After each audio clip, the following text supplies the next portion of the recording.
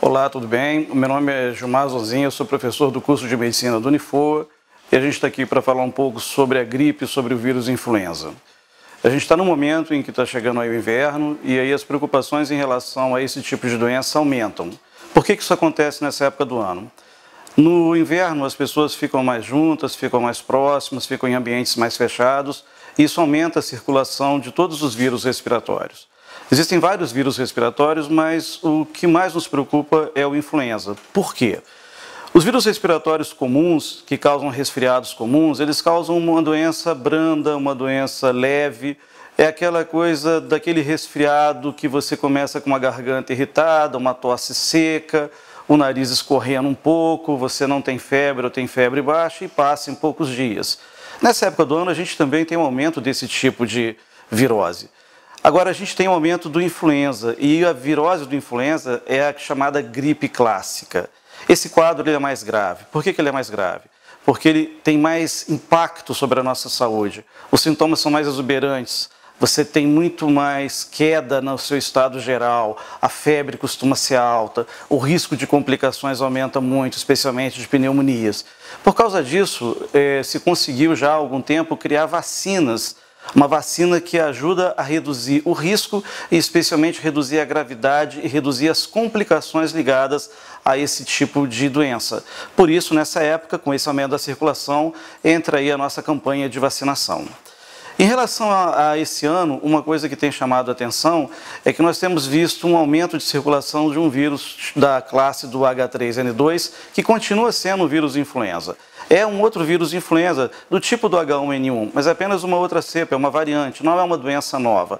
E as medidas de proteção para nós continuam sendo exatamente as mesmas, aquelas que quase todo mundo já conhece.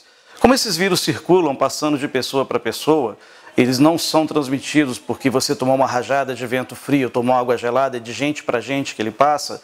Você deve evitar ficar em ambientes de aglomeração muito acentuada, muito grande de pessoas. Você deve procurar também deixar o ambiente em que você se encontra sempre arejado. Você deve procurar também tomar cuidados em relação à higiene, porque quando você transmite esse vírus é transmitido pelo ar, na tosse, no espirro. Então, se você está tossindo, se você está espirrando, proteja a boca com lenço, proteja a boca no mínimo com a mão. E quando você está num ambiente desse tipo, social, tome cuidado, porque esse vírus pode também passar por contato manual. Se esse vírus tivesse sido liberado numa superfície, por exemplo, numa mesa, numa maçaneta, e você colocar a mão nesse local e levar até sua boca, seus olhos, seu nariz, sem lavar, você também pode contrair a doença.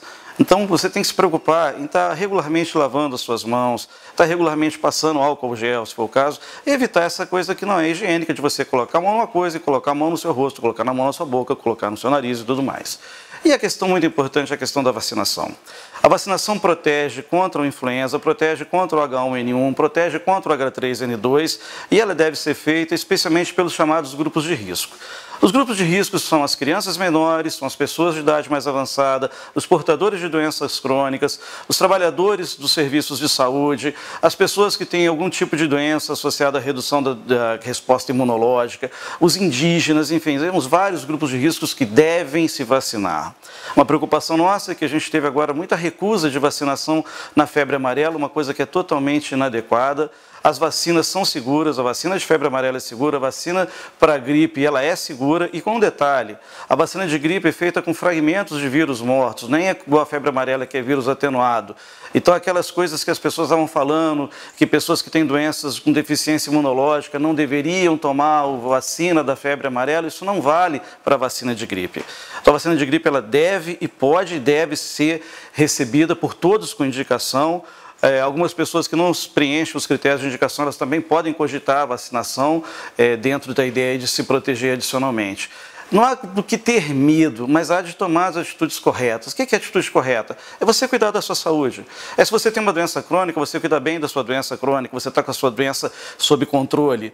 Se você está com a saúde em dia, mantenha a sua saúde em dia, se alimente bem, faça exercícios, durma adequadamente e tenha as medidas de higiene que são necessárias.